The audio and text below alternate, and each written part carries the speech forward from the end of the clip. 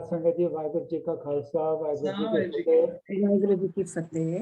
ये ਜਿਹੜਾ ਸਾਡਾ क्रम चल रहा है आपस च मिल के गुरबाणी विचार का, इस फुलवाड़ी विच जेड़े भी सोहने सोहने फुल अपनी महक दे रहे हैं, बड़ी खुशी की गल है।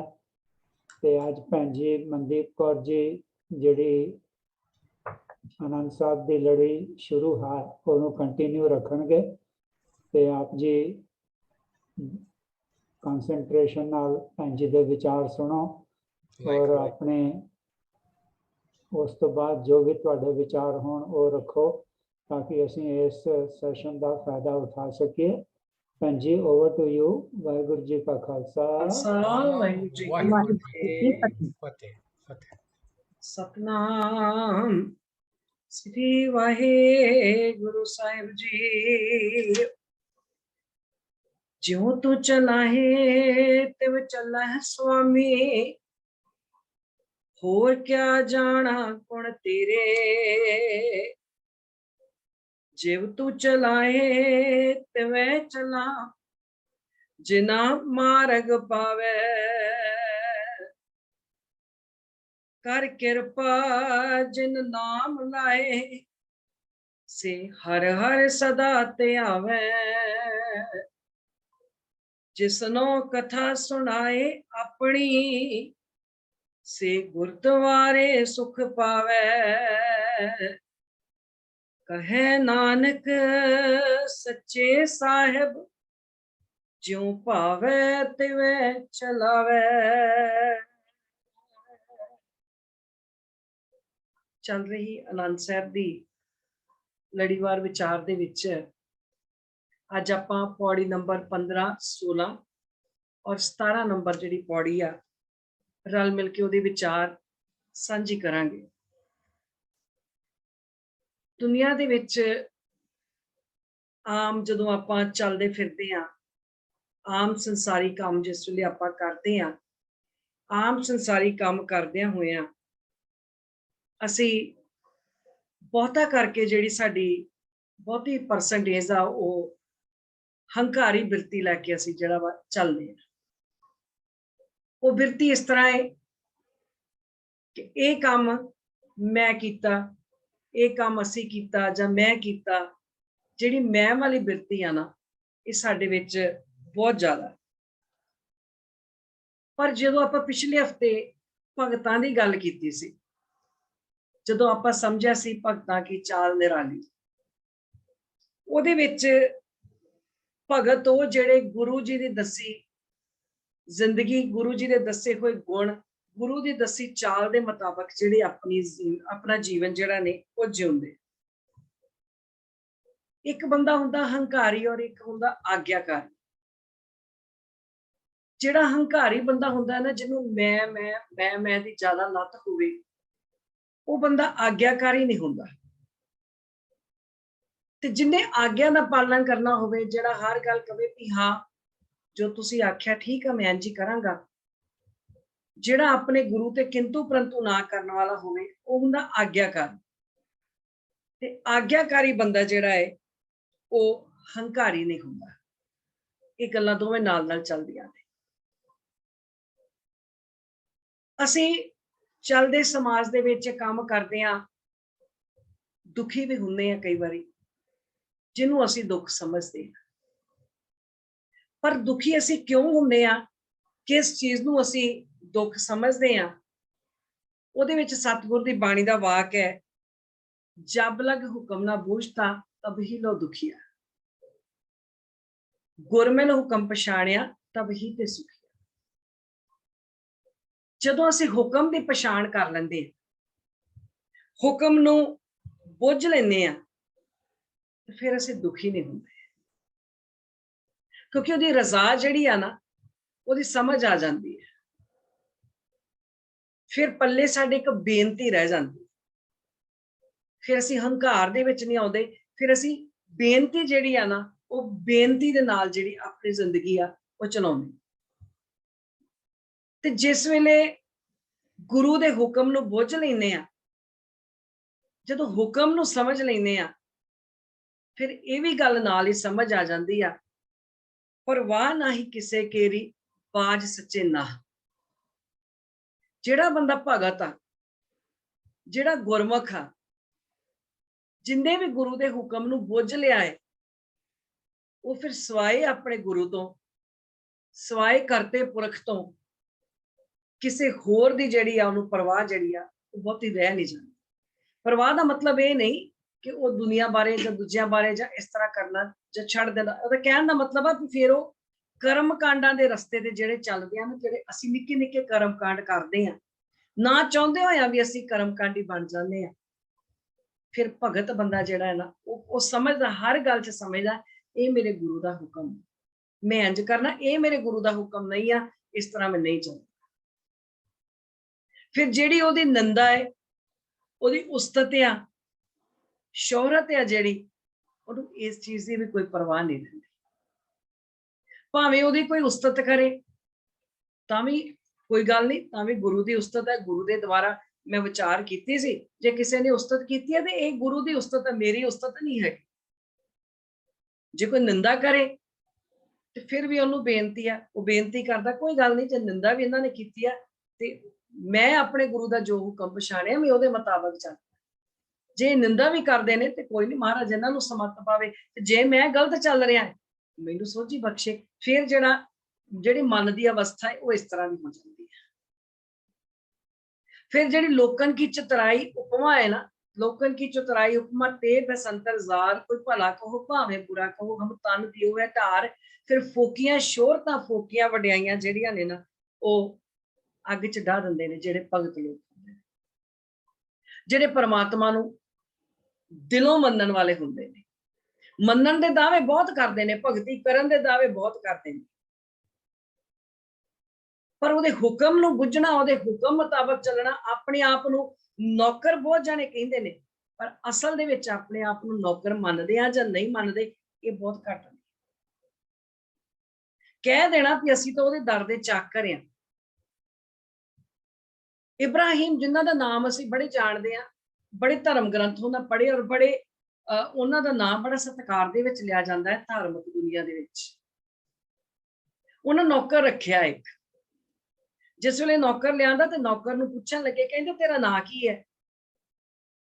वो कहंदा जी नौकर दा काहदा नां है, जो मर्जी बुला लो, जो कहना है वो कह लो, जो तुहानूं चंगा लगदा है वो मैनूं उस नां नाल बुला लो। कहंदे अच्छा, कहंदे खाएगा की, किन्ने वेले खाएगा ते की खाएगा? कहंदा जी नौकर दी काहदी मर्जी है, जिन्ना दे दोगे, जदों दे दोगे वो खा लांगे, जदों नौकर ही कर लई फिर नखरा काहदा? जो दे दोगे, जिन्ने वेले भी दे दोगे वो खा लवांगा। हसन लग पे, कहंदे पहनेगा की, पहनण नूं तैनूं कोई वर्दी कोई कपड़ा तैनूं किन्ने चिर बाद चाहिदा है? कहंदा जी मालक है, दिल करूगा कपड़ा दे दिओ, दिल करूगा जिहड़े मैं पा के आया इन्हां च बस रहूंगा। जदों नौकर हो गए, तुसीं मालक है, जिवें रखोगे उवें रह पांगा। इब्राहिम खुश हो गए। वो कहन लगे, कहंदे इन्हें धर्म ग्रंथ पढ़ के, इन्हें धर्म ग्रंथां नूं मैं विचारिया ते मैं पढ़िया, पर इन्ना पढ़ के मैनूं मालक दी आग्या च रहना नहीं सी। मालक दी आग्या नूं किवें मनना है, किवें मालक दी आग्या च रहना है, ये मैं तेरे कोलों सिੱਖਿਆ है। ये अज ये जिहड़ा सबक है ना, ये मैनूं तू सिखाया कि समर्पित बिरती जिहड़ी आ वो की हुंदी है। समर्पित बिरती की है, किनू कहंदे आ, किसी दे अगे समर्पित हो जाना, ये मैं तेरे कोलों सिੱਖਿਆ है। कि जे वो बंदा जिन्हें इन्ने धार्मिक ग्रंथ पढ़े ते एक इस अपनी लिखन लग्या ये गल लिख दी कि मैं समर्पित बिरती इहदे कोलों सिੱਖੀ आ, ते की जे असीं समर्पित बिरती वाले बन जाइए, असीं वाकई मालक दे नौकर दे रिश्ते नूं समझ जाइए, ते की असीं रब दीयां खुशियां ना पावांगे? कि असीं करता पुरख जी जिहड़े ने, असीं उन्हां दे चलाए होए जिहड़ा दस्सिया रस्ता है, फिर वो सानूं जिहड़ा सानूं भी तां ही भला लगेगा जे असीं मालक ते नौकर दे रिश्ते नूं समझांगे। पर हली असीं उस रिश्ते नूं समझिया कोई नहीं आ, कहने जरूर आ मालका मैं तेरे दर दा नौकर, असीं दास, पर हली दास बने नहीं है।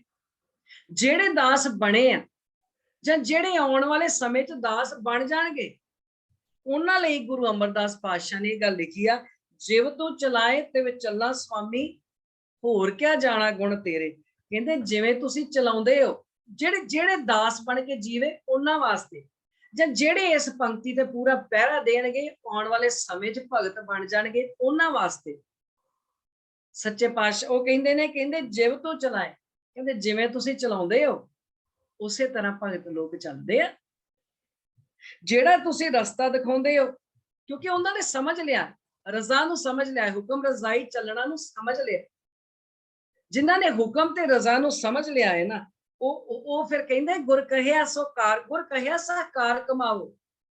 ਜੋ ਮੇਰੇ ਗੁਰੂ ਨੇ ਕਹਿ ਦਿੱਤਾ ਮੈਂ ਕਰਨਾ ਹੀ ਹੈ। ਗੁਰ ਕੀ ਕਰਨੀ ਕਾਹੇ ਧਾਵੋ, ਜੋ ਗੁਰੂ ਦਾ ਹੁਕਮ ਨਹੀਂ ਆ ਤੇ ਉਹ ਅਸੀਂ ਕਰਨਾ ਹੀ ਕਿਉਂ? ਗੁਰੂ ਦੇ ਹੁਕਮ ਤੋਂ ਇੱਧਰ ਉੱਧਰ ਪਾਸੇ ਭੱਜਣਾ ਹੀ ਕਿਉਂ? ਜਿਹੜੇ ਭਗਤ ਨੇ, ਜਿਨ੍ਹਾਂ ਦੀ ਚਾਲ ਨਿਰਾਲੀ, ਜਿਵ ਤੋਂ ਚਲਾਏ ਤਿਵਾ ਚਲਾ, ਜਿਨਾ ਮਾਰਗ ਪਾਵੇ। ਉਹ ਫਿਰ ਜਿਹੜਾ ਮਾਰਗ, ਜਿਹੜਾ ਰਸਤਾ, ਉਹ ਕਹਿੰਦੇ ਗੁਰੂ ਜੀ ਜੋ ਤੁਸੀਂ ਦੱਸ ਦਿੱਤਾ, ਜਿਹੜਾ ਮਾਰਗ ਤੁਸੀਂ ਦੱਸ ਦਿੱਤਾ, ਤੁਸੀਂ ਦੱਸ ਦਿੱਤਾ ਵੀ ਅੱਖਾਂ ਨੇ ਆ ਵੇਖਣਾ ਤੇ ਹੁਣ ਮੇਰੀਆਂ ਅੱਖਾਂ ਇਹੋ ਹੀ ਵੇਖਣਗੀਆਂ। ਤੁਸੀਂ ਦੱਸ ਦਿੱਤਾ ਵੀ ਕੰਨਾਂ ਨੇ ਆ ਸੁਣਨਾ ਹੈ, ਆ ਤੇਰੇ ਕੰਨਾਂ 'ਚ ਆਵਾਜ਼ ਪਵੇ, ਹੁਣ ਮੇਰੇ ਕੰਨ, ਮੇਰੀ ਜਿਹਵਾ, ਮੇਰੇ ਕੰਨ ਉਹ ਹੀ ਸੁਣਨਗੇ ਤੇ ਜਿਹਵਾ ਮੇਰੀ ਉਹ ਹੀ ਬੋਲੂਗੀ ਜੋ ਤੁਸੀਂ ਦੱਸਿਆ। ਕਿਉਂਕਿ ਚਾਲ ਨਿਰਾਲੀ ਹੈ। ਭਗਤਾਂ ਦੀ ਚਾਲ ਤੋਂ ਬਾਅਦ ਇਹ ਵਾਲਾ ਸ਼ਬਦ, ਇਹ ਵਾਲੀ ਪੌੜੀ ਆ। ਜਿਹੜੇ ਭਗਤ ਬਣ ਗਏ, ਪਰ ਇਸ ਤਰ੍ਹਾਂ ਭਗਤ ਬਣਨ ਲਈ ਜਿਹੜੇ ਗੁਰਮਤਿ ਗਾਡੀ ਰਾਹ ਦੇ ਪਾਂਧੀ ਬਣ ਗਏ। ਹੁਣ ਗੁਰਮਤਿ ਗਾਡੀ ਰਾਹ ਦੇ ਪਾਂਧੀ ਬਣਨ ਵਾਸਤੇ ਪ੍ਰਣ ਵੀ ਤਾਂ ਇੱਕ ਕਰਨਾ ਪਊਗਾ ਨਾ। ਹੁਣ ਕੱਚ ਤੋਂ ਸੋਨਾ ਬਣਨਾ ਹੈ ਤੇ ਕੱਚ ਤੋਂ ਸੋਨਾ ਬਣਨ ਦਾ ਕੋਈ ਤਰੀਕਾ ਵੀ ਤੇ ਉਹਨਾਂ ਨੇ ਦੱਸਿਆ ਨਾ। ਉਹ ਭੱਟ ਸਾਹਿਬਾਨਾਂ ਨੇ ਦੱਸਿਆ। ਉਹ ਕਹਿੰਦੇ ਕੱਚੋ ਕੰਚਨ ਭਇਓ, ਸ਼ਬਦ ਗੁਰ ਸਰਵਣੇ ਸੁਣਿਓ। ਕਹਿੰਦੇ ਕੱਚ ਤੋਂ ਸੋਨੇ ਦੇ ਹੋ ਗਏ ਆ, ਕੰਚਨ ਦੇ ਹੋ ਗਏ ਆ, ਪਰ ਹੋਏ ਕਿਵੇਂ ਆ? ਜਦੋਂ ਇਹਨਾਂ ਕੰਨਾਂ ਦੇ ਵਿੱਚ ਤੁਹਾਡਾ ਸ਼ਬਦ ਸੁਣਿਆ, ਉਸ ਸ਼ਬਦ ਦੇ ਉੱਤੇ ਚੱਲੇ। ਉਹ ਸ਼ਬਦ ਦੀ ਆਪਾਂ ਸਾਰੀ ਵਿਚਾਰਤਾ ਨਹੀਂ ਕਰਾਂਗੇ। ਜਦੋਂ ਉਸ ਸ਼ਬਦ ਦੇ ਅਨੁਸਾਰ ਅਸੀਂ ਚੱਲੇ ਗੁਰੂ ਮਹਾਰਾਜ, ਤੇ ਅਸੀਂ ਕੱਚ ਤੋਂ ਸੋਨੇ ਦੇ ਹੋ ਗਏ ਆ। ਕੱਚ ਸਾਂ, ਡਿੱਗੇ ਪਏ ਸਾਂ, ਟੁੱਟੇ ਪਏ ਸਾਂ। ਕੱਚ ਟੁੱਟ ਜਾਵੇ ਅਸੀਂ ਘਰ 'ਚ ਨਹੀਂ ਰੱਖਦੇ, ਸੋਨਾ ਟੁੱਟ ਜਾਵੇ ਸੋਨੇ ਦਾ ਨਿੱਕਾ ਨਿੱਕਾ ਟੁਕੜਾ ਵੀ ਸਾਂਭ ਕੇ ਰੱਖਦੇ ਆ, ਕਿਉਂਕਿ ਸੋਨੇ ਦੀ ਟੁੱਟੇ ਹੋਏ ਦੀ ਵੀ ਕੀਮਤ ਹੈ, ਕੱਚ ਦੀ ਕੀਮਤ ਨਹੀਂ। ਕੱਚ ਦੀ ਸਾਬਤ ਦੀ ਤੇ ਅਸੀਂ ਲਿਆਉਂਦੇ ਆ ਐਂਟੀਕ ਪੀਸ, ਉਹਦੇ ਤੇ ਕੀਮਤ ਹੁੰਦੀ ਆ। ਮਾੜਾ ਜਿਹਾ ਉਹਨੂੰ ਝਰੀਟ ਆ ਜਾਵੇ, ਡਿੱਗ ਪਿਆ, ਟੁੱਟ ਗਿਆ, ਸੁੱਟ ਦਿੰਦੇ ਆ, ਕੀਮਤ ਨਹੀਂ ਨਾ ਰਹਿ ਜਾਂਦੀ। ਸੋਨੇ ਦੀ ਸਦਾ ਹੀ ਕੀਮਤ। ਪਰ ਉਹ ਕਹਿੰਦੇ ਅਸੀਂ ਸੋਨੇ ਦੇ ਬਣੇ ਜ਼ਰੂਰ ਆ, ਪਰ ਸੋਨੇ ਦੇ ਬਣਨ ਵਾਸਤੇ ਤੁਹਾਡਾ ਸ਼ਬਦ ਜਿਹੜਾ ਹੈ ਉਹ ਸੁਣ ਕੇ ਉਹਦੇ ਅਨੁਸਾਰ ਚੱਲਿਆ। ਕਹਿੰਦੇ ਭੱਟ ਸਾਹਿਬਾਨ ਕਹਿੰਦੇ ਖਾਲੀ ਪੰਨਾ ਲੈ ਕੇ ਆਏ ਸਾਂ ਅਸੀਂ, ਖਾਲੀ, ਅਸੀਂ ਸਾਰੇ ਪਾਸੇ ਘੁੰਮ ਫਿਰ ਕੇ ਆਪਣੀ ਜ਼ਿੰਦਗੀ ਦਾ, ਆਪਣੇ ਮਨ ਦਾ ਖਾਲੀ ਪੰਨਾ ਲੈ ਕੇ ਆਏ ਸਾਂ। ਤੁਸੀਂ ਇਸ ਖਾਲੀ ਪੰਨੇ ਤੇ ਨਿਰੰਕਾਰ ਲਿਖ ਦਿੱਤਾ। ਸ਼ਾਇਦ ਅਸੀਂ ਵੀ ਸ਼ਾਇਦ ਖਾਲੀ ਪੰਨਾ ਲੈ ਕੇ ਆਈਏ, ਪਰ ਸਾਡੀ ਪੰਨੇ ਜਿਹੜੇ ਆ ਨਾ, ਜਿਹੜੇ ਅੰਦਰ ਪੇਜ ਆ, ਉਹ ਭਰੇ ਪਏ ਆ। ਉਹ ਭਰੇ ਪਏ ਆ ਕਰਮ ਕਾਂਡਾਂ ਦੇ ਨਾਲ, ਭਰੇ ਪਏ ਆ ਦੂਸਰੀਆਂ ਤੀਸਰੀਆਂ ਗੱਲਾਂ ਦੇ ਨਾਲ, ਭਰੇ ਪਏ ਆ ਨਿੰਦਾ ਚੁਗਲਾ ਈਰਖਾ ਦਵੈਸ਼ ਦੇ ਨਾਲ। ਅਸੀਂ ਖਾਲੀ ਪੇਜ ਨਹੀਂ ਲੈ ਕੇ ਆਉਂਦੇ। ਕਹਿੰਦੇ ਇਸ ਭਰੋਸੇ ਦੇ ਨਾਲ ਕਦੀ ਆ ਤਾਂ ਸਹੀ ਸਿੱਖਾ, ਕਦੀ ਇਸ ਭਰੋਸੇ ਦੇ ਨਾਲ ਆ ਵੀ ਜਿਹਦੀ ਬਾਹ ਫੜੀ ਆ ਉਹ ਮੈਨੂੰ ਡੁੱਬਣ ਨਹੀਂ ਦੇਵੇਗਾ। ਕਦੀ ਇਸ ਭਰੋਸੇ ਦੇ ਨਾਲ ਆ ਤਾਂ ਸਹੀ ਗੁਰੂ ਦਰਬਾਰ ਦੇ ਵਿੱਚ। ਇਹ ਭਰੋਸਾ ਤੇ ਰੱਖ ਗੁਰੂ ਦੇ ਸਿੱਖਾ। ਗੁਰੂ ਅਮਰਦਾਸ ਮਹਾਰਾਜ ਇਹ ਕਹਿੰਦੇ ਉਸ ਰਸਤੇ ਤੇ ਤਾਂ ਚੱਲ, ਪੇਜ ਤਾਂ ਖਾਲੀ ਲੈ ਕੇ ਆ। ਜਿਹਨੂੰ ਬਾਹ ਫੜਾਈ ਹੈ, ਇਹ ਭਰੋਸਾ ਰੱਖ ਵੀ ਸੰਸਾਰ ਸਮੁੰਦਰ ਦੇ ਵਿੱਚ ਤੂਫਾਨ ਆ ਜਾਣ, ਕੁਛ ਆ ਜਾਣ, ਉਹ ਡੁੱਬਣ ਨਹੀਂ ਦੇਵੇਗਾ, ਉਹ ਤਾਰ ਲਏਗਾ। ਉਹ ਨਿਰੰਕਾਰ ਲਿਖ ਦੇਗਾ ਤੇਰੇ ਮਨ ਦੇ ਪੰਨਿਆਂ ਦੇ ਉੱਤੇ, ਪਰ ਮਨ ਦੇ ਪੰਨੇ ਖਾਲੀ ਲੈ ਕੇ ਆਵੀਂ। ਰਸਤਾ ਉਹ ਲੈ ਕੇ ਆਵੀਂ ਜਿਹੜਾ ਰਸਤਾ ਜਿਹੜਾ ਹੈਗਾ, ਕਹਿੰਦੇ ਉਹ ਲੈ ਕੇ ਆਵੀਂ ਜਿਹੜਾ ਰਸਤੇ ਤੇ ਗੁਰੂ ਨੇ ਚਲਾਉਣਾ। ਇਹੋ ਜਿਹਾ ਮਨ ਬਣਾ ਕੇ ਆਵੀਂ, ਤਾਂ ਹੀ ਅੰਦਰ ਨਿਰੰਕਾਰ ਲਿਖਿਆ ਜਾਊਗਾ। ਕਹਿੰਦੇ ਕਰ ਕਿਰਪਾ ਜਿਨ ਲਾਮ ਲਾਈ, ਸੇ ਹਰ ਹਰ ਸਦਾ ਧਿਆਨ। ਦੇ ਕਿਰਪਾ ਕਰਕੇ ਸੱਚੇ ਪਾਤਸ਼ਾਹ ਉਹਨਾਂ ਨੂੰ ਉਸ ਪਾਸੇ ਤੋਰ ਦਿੰਦੇ ਨੇ, ਆਪਣੇ ਅੰਗ ਨਾਲ ਸਦਾ ਵਾਸਤੇ ਲਾ ਲੈਂਦੇ ਨੇ। ਔਰ ਗੁਰੂ ਦੀ ਕਿਰਪਾ ਦੇ ਸਦਕਾ ਜਿਹੜੇ ਭਗਤ ਜਨ ਨੇ ਉਹ ਸਦਾ ਗੁਰਬਾਣੀ ਦੇ ਨਾਲ ਜੁੜੇ ਰਹਿੰਦੇ ਨੇ। ਸਦਾ ਉਹਨਾਂ ਦਾ ਜਿਹੜਾ ਮਨ ਆ ਉਹਨਾਂ ਗੁਰਬਾਣੀ ਦੇ ਨਾਲ ਸਦਾ ਵਾਸਤੇ ਜੁੜ ਜਾਂਦੇ ਨੇ। ਜਿਸਨੂੰ ਕਥਾ ਸੁਣਾਏ ਆਪਣੀ ਸੇ ਗੁਰਦੁਆਰੇ ਸੁਖ ਪਾਵੇ। ਗੁਰਦੁਆਰੇ ਦਾ ਭਾਵ ਗੁਰੂ ਦੇ ਰਾਹੀ। ਕਹਿੰਦੇ ਜਿਨ੍ਹਾਂ ਨੂੰ ਤੂੰ ਆਪਣੀ ਸਿਫਤ ਸਲਾਹ ਬਖਸ਼ਿਸ਼ ਕਰਕੇ ਸੁਣਾ ਦਿੰਦਾ ਹੈ ਨਾ, ਸੁਣਾਉਂਦਾ ਕਿਵੇਂ? ਜਿਹੜੇ ਗੁਰੂ ਦੇ ਰਾਹੀਂ ਸੁਣ ਲੈਂਦੇ ਆ ਤੇਰੀ ਸਿਫਤ ਸਲਾਹ। ਕਿਉਂਕਿ ਗੁਰੂ ਆ ਨਾ ਜਿਹੜਾ ਮਿਲਾਉਂਦਾ ਹੈ ਸਾਨੂੰ, ਜਿਹੜੇ ਗੁਰੂ ਦੇ ਦੱਸੇ ਰਸਤੇ ਮੁਤਾਬਕ ਚੱਲ ਕੇ ਤੇ ਸਿਫਤ ਸਲਾਹ ਦੇ ਪਾਂਧੀ ਬਣ ਜਾਂਦੇ ਨੇ। ਕਹਿੰਦੇ ਫਿਰ ਉਹਨਾਂ ਦੇ ਉੱਤੇ ਉਹ ਤੇਰੀ ਉਹ ਜੁਗਤੀ ਨੂੰ ਪਛਾਣ ਲੈਂਦੇ ਨੇ। ਉਹ ਗੁਰੂ ਦੇ ਦੁਆਰਾ ਦੱਸੀ ਜੁਗਤੀ ਦੇ ਨਾਲ ਪਛਾਣ ਕੇ ਫਿਰ ਅਕਾਲ ਪੁਰਖ ਦੇ ਵਿੱਚ ਇੱਕਮਿਕ ਹੋ ਜਾਂਦੇ ਨੇ। ਹੁਣ ਇਹ ਤੇ ਅਸੀਂ ਕਹਿ ਨਹੀਂ ਸਕਦੇ ਵੀ ਕਿਰਪਾ ਨਹੀਂ ਹੋ ਰਹੀ। ਅਸੀਂ ਬਹੁਤ ਚੰਗੀ ਤਰ੍ਹਾਂ ਸਮਝ ਲਿਆ ਕਿਰਪਾ ਬਹੁਤ ਹੋ ਰਹੀ ਆ। ਨਿਤ ਦਿਨ ਅੰਮ੍ਰਿਤ ਦੀਆਂ ਬੂੰਦਾਂ ਪੈ ਰਹੀਆਂ ਨੇ, ਨਿਤ ਦਿਨ ਕਿਰਪਾ ਹੋ ਰਹੀ ਆ। ਧੰਨ ਗੁਰੂ ਗ੍ਰੰਥ ਸਾਹਿਬ ਮਹਾਰਾਜ ਖੁੱਲੇ ਭੰਡਾਰ ਪਏ ਨੇ। ਪਰ ਜੇ ਅਸੀਂ ਉਸ ਅੰਮ੍ਰਿਤ ਵਰਖਾ ਦੇ ਵਿੱਚ ਹੰਕਾਰ ਦੀ ਤੇ ਕਰਮ ਕਾਂਡਾਂ ਦੀ ਛਤਰੀ ਤਾਣ ਕੇ ਬੈਠੇ ਆ ਤਾਂ ਗੁਰੂ ਦੀ ਕਿਰਪਾ ਦਾ ਤਾਂ ਕੋਈ ਦੋਸ਼ ਨਹੀਂ। ਛਤਰੀ ਤਾਂ ਅਸੀਂ ਤਾਣੀ ਆ ਹੰਕਾਰ ਦੀ ਤੇ ਕਰਮ ਕਾਂਡਾਂ ਦੀ। ਛਤਰੀ ਅਸੀਂ ਲੈ ਕੇ ਬੈਠੇ ਆ। ਫਿਰ ਅਸੀਂ ਕਹਿੰਦੇ ਮੇਰੇ ਤੇ ਅੰਮ੍ਰਿਤ ਦੀ ਬੂੰਦ ਨਹੀਂ ਹੁੰਦੀ। ਭਾਂਡੇ ਸਾਡੇ ਪੁੱਠੇ ਪਏ। ਛਤਰੀਆਂ ਅਸੀਂ ਫੜੀਆਂ ਨੇ ਕਰਮ ਕਾਂਡਾਂ ਦੀਆਂ ਤੇ ਹੰਕਾਰ ਦੀਆਂ, ਤੇ ਉਲਾਮੇ ਅਸੀਂ ਗੁਰੂ ਨੂੰ ਦੇਣੇ। ਸਾਡੇ ਤੇ ਕਿਰਪਾ ਨਹੀਂ ਹੁੰਦੀ। ਕਿਰਪਾ ਤਾਂ ਹੀ ਹੋਏਗੀ ਜੇ ਅਸੀਂ ਆਪਣੇ ਆਪ ਤੋਂ ਹੰਕਾਰ ਦੀ ਛਤਰੀ ਪਾਸੇ ਕਰਾਂਗੇ। ਅੰਮ੍ਰਿਤ ਦੀਆਂ ਬੂੰਦਾਂ ਆਪੇ ਪੈ ਜਾਣਗੀਆਂ। ਗੁਰਮੁਖ ਤਾਈ ਦੀ ਸਿਖਰ ਆ ਵੀ ਜਿਵੇਂ ਗੁਰੂ ਜੀ ਚਲਾਉਂਦੇ ਆ ਤਿਵੇਂ ਗੁਰਮੁਖ ਚੱਲਦੇ ਆ। ਉਹ ਹਮੇਸ਼ਾ ਅੰਮ੍ਰਿਤ ਦੀਆਂ ਬੂੰਦਾਂ ਦੇ ਵਿੱਚ ਨਹਾਉਂਦੇ ਨੇ, ਅੰਮ੍ਰਿਤ ਦੀਆਂ ਬੂੰਦਾਂ ਦੇ ਵਿੱਚ ਭਿੱਜੇ ਰਹਿੰਦੇ ਨੇ ਜਿਹੜੇ ਗੁਰਮੁਖ ਹੁੰਦੇ ਨੇ। ਚਾਹੇ ਜ਼ਿੰਦਗੀ 'ਚ ਲੱਖ ਮੁਸ਼ਕਲਾਂ ਆ ਜਾਣ, ਮਾਵਾਂ ਟੋਟੇ ਟੋਟੇ ਕਰਕੇ ਤਾਂ ਝੋਲੀ 'ਚ ਬੱਚਿਆਂ ਦੇ ਪਵਾ ਲੈਂਦੀਆਂ ਨੇ, ਪਰ ਗੁਰਮੁਖਤਾਈ ਦੀ ਸਿਖਰ ਤੋਂ ਪਿੱਛਾ ਜਿਹੜਾ ਨਾ ਉਹ ਨਹੀਂ ਪਿੱਛੇ ਹਟਦੀ। ਕਹਿੰਦੇ ਦੇਗਾਂ 'ਚ ਉਬਾਲੇ ਖਾ ਲਏ ਨੇ ਪਰ ਆਪਣੇ ਗੁਰੂ ਵੱਲੋਂ ਆਪਣਾ ਮੁਖ ਨਹੀਂ ਪਰੇ ਕਰਨਾ। ਗੁਰਮੁਖਤਾਈ ਦੀ ਸਿਖਰ ਆ। ਤੇ ਜੇ ਇਹ ਗੁਰਮੁਖਤਾਈ ਦੀ ਸਿਖਰ ਆ ਤੇ ਫਿਰ ਭਾਈ ਗੁਰਦਾਸ ਜੀ ਕਹਿੰਦੇ ਗੁਰਸਿੱਖੀ ਦਾ ਮੰਨਣਾ ਗੁਰਬਚਨੀ ਗੱਲ ਹਾਰ ਪਰੋਵੇ। ਜਿਹੜੇ ਗੁਰੂ ਦੇ ਸਿੱਖ ਨੇ ਨਾ ਉਹ ਗੁਰੂ ਦੇ ਆਪਣੇ ਗੁਰੂ ਦੇ ਬਚਨਾਂ ਦੇ ਜਿਹੜੇ ਹਾਰ ਆ ਨਾ ਉਹਨੂੰ ਗਲ 'ਚ ਪਾ ਲੈਂਦੇ ਨੇ। ਭਾਵ ਜਿਹੜੇ ਗੁਰੂ ਨੇ ਬਚਨ ਦੱਸੇ ਨੇ ਆਪਣੀ ਜ਼ਿੰਦਗੀ ਦਾ ਅੰਗ ਬਣਾ ਲੈਂਦੇ ਨੇ ਉਹਨਾਂ ਬਚਨਾਂ ਨੂੰ। ਗੁਰੂ ਦੇ ਸ਼ਬਦ ਨੂੰ ਰਿੜਕਦੇ ਨੇ ਤੇ ਗੁਰੂ ਦੇ ਸ਼ਬਦ ਨੂੰ ਰਿੜਕਦਿਆਂ ਆਪਣਾ ਜੀਵਨ ਜਿਹੜਾ ਹੈ ਉਹ ਗੁਰਮੁਖਤਾਈ ਵਾਲਾ ਬਣਾ ਲੈਂਦੇ ਨੇ। ਉਸ ਅਨੁਸਾਰ ਚੱਲਦੇ ਨੇ। ਤਾਂ ਹੀ ਗੁਰੂ ਅਮਰਦਾਸ ਮਹਾਰਾਜ ਕਹਿੰਦੇ ਕਹੇ ਨਾਨਕ ਸੱਚੇ ਸਾਹਿਬ ਜਿਉਂ ਭਾਵੇ ਤਿਵੇਂ ਚਲਾਵੇ। ਮਾਲਕ ਜੀ ਜਿਵੇਂ ਤੁਹਾਨੂੰ ਭਾਉਂਦਾ ਹੈ ਅਸੀਂ ਉਸ ਰਜ਼ਾ ਦੇ ਪਾਂਧੀ ਬਣ ਜਾਈਏ। ਗੁਰੂ ਦੀ ਦੱਸੀ ਜੀਵਨ ਜਾਚ ਜਿਹੜੀ ਆ ਸਾਡੇ ਜੀਵਨ ਚੋਂ ਕਦੀ ਮਨਫੀ ਨਾ ਹੋਵੇ। ਗੁਰੂ ਦੀ ਦੱਸੀ ਜੀਵਨ ਜਾਚ ਕਰੀ ਸਾਡੇ ਜੀਵਨ ਚੋਂ ਨਿਕਲੇ ਨਾ। ਮਾੜੇ ਕਰਮ ਅਸੀਂ ਕਿਤੇ ਕਰੀਏ ਨਾ ਸੱਚੇ ਪਾਤਸ਼ਾਹ ਜੀ। ਮਾੜੇ ਕਰਮ ਅਸੀਂ ਕਰੀਏ ਤੇ ਨਾ ਸਾਡਾ ਉਧਰਲੇ ਪਾਸੇ ਮਨ ਜਾਵੇ। ਕਿਉਂ? ਕਿਉਂਕਿ ਤੁਸੀਂ ਸਾਨੂੰ ਇਹ ਦਿਮਾਗ ਦੀ ਬਖਸ਼ਿਸ਼, ਇਹ ਦਸਮ ਦਵਾਰ ਦੀ ਬਖਸ਼ਿਸ਼ ਕੀਤੀ ਆ। ਤੁਸੀਂ ਸਾਰਿਆਂ ਜੀਵਾਂ ਨਾਲੋਂ ਮਨੁੱਖ ਦਾ ਇਹ ਫਰਕ ਆ ਕਿ ਮਨੁੱਖ ਦੇ ਕੋਲ ਇਹ ਦਿਮਾਗ ਦਿੱਤਾ ਹੈ, ਇਹ ਸੋਝੀ ਬਖਸ਼ਿਸ਼ ਕੀਤੀ ਆ। ਤੇ ਇਹ ਜਿਹੜੀ ਸੋਝੀ ਤੁਸੀਂ ਦਿੱਤੀ ਆ ਅਸੀਂ ਇਸ ਦਿਮਾਗ ਨਾਲ ਕਿਤੇ ਸੋਚਣਾ ਸਿੱਖ ਲਈਏ। ਅਸੀਂ ਇਸ ਦਿਮਾਗ ਦੇ ਵਿੱਚ ਕਿਤੇ ਉੱਤਮ ਵਿਚਾਰਾਂ ਦਾ ਭੰਡਾਰ ਪਾ ਲਈਏ। ਤੇ ਫਿਰ ਜਿਹੜੀ ਚਾਲ ਤੁਸੀਂ ਦੱਸੀ ਆ, ਤੁਹਾਡੀ ਦੱਸੀ ਚਾਲ ਤੇ ਜਿੱਥੇ ਭਗਤ ਚੱਲੇ ਨੇ ਉਸ ਚਾਲ ਦੇ ਉੱਤੇ ਕਿਤੇ ਸਾਨੂੰ ਚੱਲਣਾ ਆ ਜਾਏ ਸੱਚੇ ਪਾਤਸ਼ਾਹ। ਸਾਨੂੰ ਉਹ ਨਿਰਾਲੀ ਚਾਲ ਜਿਹੜੀ ਅਸੀਂ ਉਸ ਰਾਹ ਦੇ ਪਾਂਧੀ ਬਣ ਜਾਈਏ ਜਿਹੜੀ ਗੁਰਮੁਖਾਂ ਦੀ ਚਾਲ ਹੈ, ਜਿਹੜੀ ਭਗਤਾਂ ਦੀ ਚਾਲ। ਅੱਗੇ ਸੱਚੇ ਪਾਤਸ਼ਾਹ ਫਰਮਾਉਂਦੇ ਨੇ ਇਹ ਸੋਹਿਲਾ ਸ਼ਬਦ ਸੁਹਾਵਾ, ਸ਼ਬਦੋ ਸੁਹਾਵਾ ਸਦਾ ਸੋਹਿਲਾ, ਸਤਿਗੁਰੂ ਸੁਣਾਇਆ ਇਹ ਤਿਨ ਕੇ ਮਨ ਵਸਿਆ, ਜਿਨ ਧੁਰੋਂ ਲਿਖਿਆ ਆਇਆ।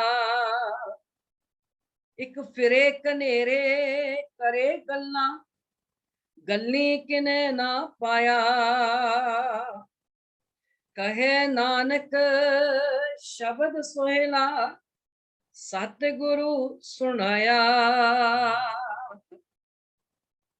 ਇੱਥੇ ਸੱਚੇ ਪਾਤਸ਼ਾਹ ਨੇ ਸੋਹਿਲੇ ਦੀ ਗੱਲ ਕੀਤੀ ਹੈ।